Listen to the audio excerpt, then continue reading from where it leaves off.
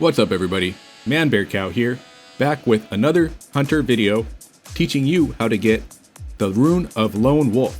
Now every class in World of Warcraft Season of Discovery is going to collect one of their runes using this method.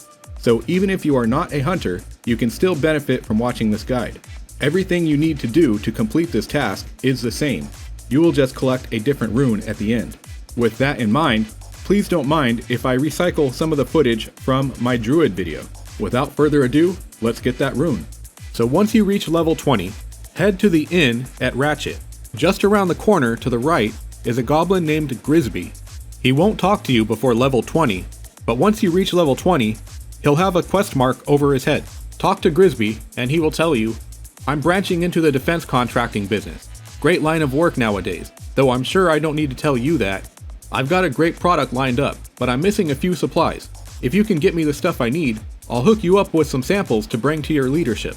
Once they've signed a contract with me, you'll be eligible for some premium gear from my catalog, at a hefty discount of course." Oh yeah, a goblin giving me a discount? Oh, I'm sure. Well, definitely don't expect a discount from GRIZZBY, because he's going to want you to bring him a collection of 3 different items.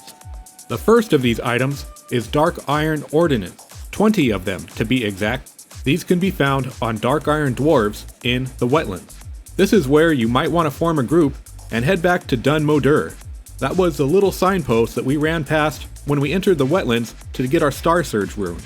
These mobs range from level 7 to level 30, and they are elite, so you will likely need a group of level 25 characters in order to collect these.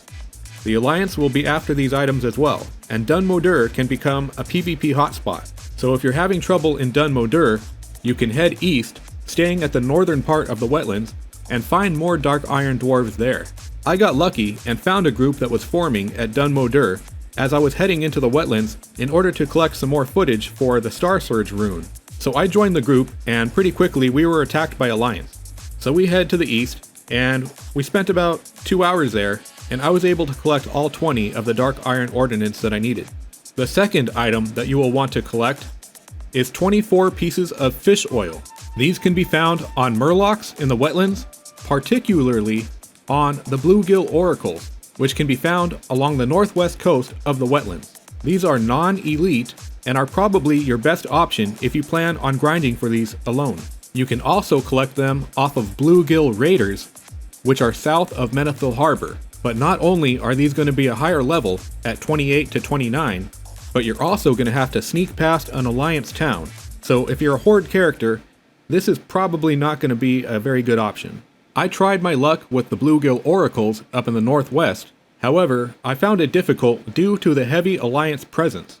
I tried swimming out in the ocean and staying underwater in my seal form and fighting the mobs there in order to stay hidden from the Alliance, but at that time, I didn't know exactly which murlocs I should be hunting. I was just going after all of them, and I wasn't finding any fish oil.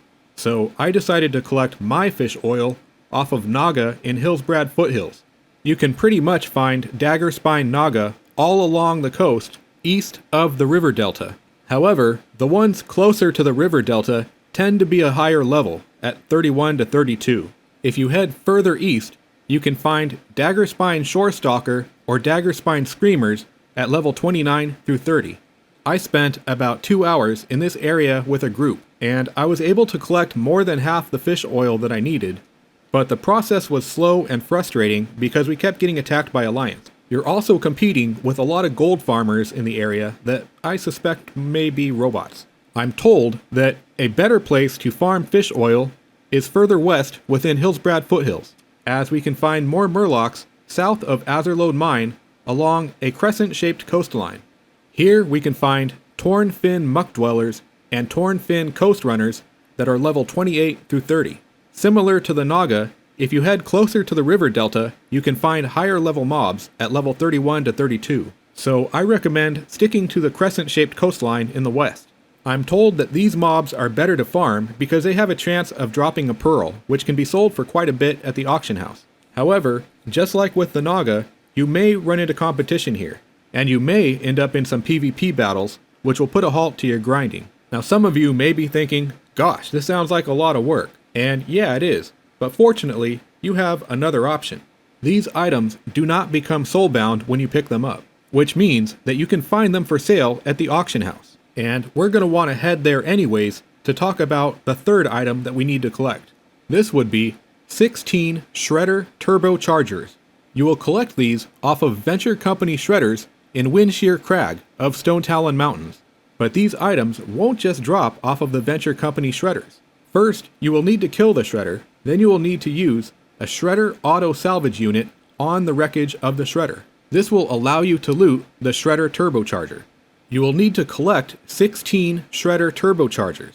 Now the drop rate on these is pretty high, but it's not 100%. So you may need to use about 20 to 22 Shredder auto salvage units in order to collect all 16 Shredder Turbochargers that you need. Now, unless you are an engineer, the auto salvage units will have to be acquired at the auction house. At the time of making this video, they were averaging for about 55 silver each. The Venture Company Shredders can be found all over the Windshear Crag, wherever the trees have been cut, and at level 20 to 21, they are quite easy to solo. However, there will be other characters searching for these items, and some of them may be Alliance.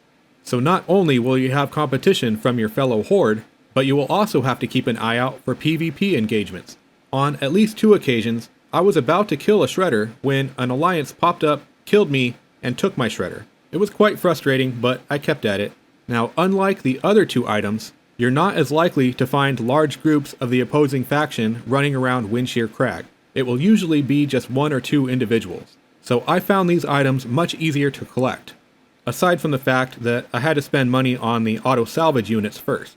But hey, maybe some of you have a lot of gold in your bags, and maybe some of you decide that you really don't care for the whole mob grinding or dodging PvP aspects of completing this requirement. Well, all 3 of these items can be found at the auction house. They won't be cheap, but some will be cheaper than others. The Shredder Turbochargers being the most expensive. Those were selling for about $1.50 gold each at the time I made this video. Dark Iron Ordnance was much cheaper at around 9 to 10 silver each, and if I had known that before I started farming for them, I might have spent more time at the auction house. But the group I had farming Dark Iron Ordnance was actually kind of fun. The fish oil, however, that was a different story, so I decided to purchase the rest of my fish oil. So for those of you who decide to go to the auction house to complete these requirements, you're gonna need a lot of gold, because not only will you need to pay for your items at the auction house, but you will also need to pay 5 gold for your rune once you complete those items. When you reach level 25, questing converts some of the experience that you would have gained into gold.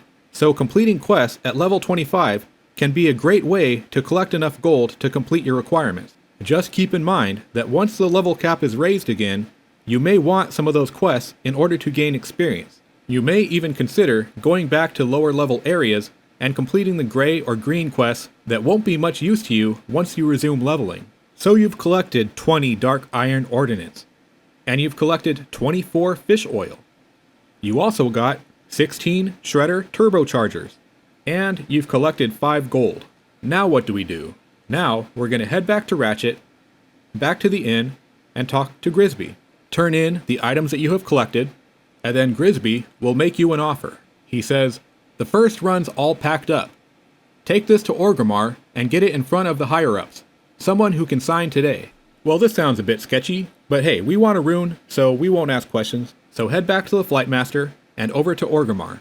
Head on back to the Valley of Strength and up a hill to a fortress called the Hall of the Brave. Speak to Zelmok, the warrior trainer, and tell him about GRIZZBY's offer. Zelmok says, an arms supplier in Ratchet? The Horde has been trying to steer Goblin business towards us and away from the Alliance. We should act fast to secure this new opportunity. So he says, you've got yourself a deal. I've signed and sealed the contract. Tell this Goblin he now deals exclusively with the Horde. So head back to the Flightmaster and fly back to Ratchet. Head back to GRIZZBY at the inn and let him know that you were able to close the deal. Hand him the contract, and like a typical Goblin, he'll laugh and say, they signed without even negotiating? Ha! Everything's turning around for old GRIZZBY. And you've been a real pal. Here you go, a little token of my thanks. And now that we're officially in business, feel free to look through my stock of gear and see if anything catches your eye. I'll even give you the employee discount. Now, this little piece of paper that he hands us, really doesn't mean much, but you can sell it at a vendor for 95 silver, so that's not bad. And now, GRIZZBY will allow you to look at his goods for sale. Which, if you're a druid, there's really only one item of interest to you, and that's your Rune of Survival. And, oh wait a second, Rune of Sacrifice? Class is Paladin? I thought he was supposed to be dealing exclusively with the Horde.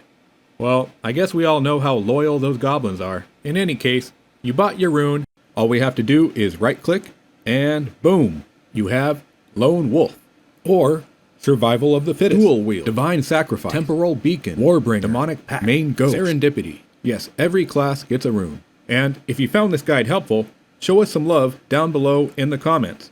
You may also want to consider joining the channel with a monthly membership.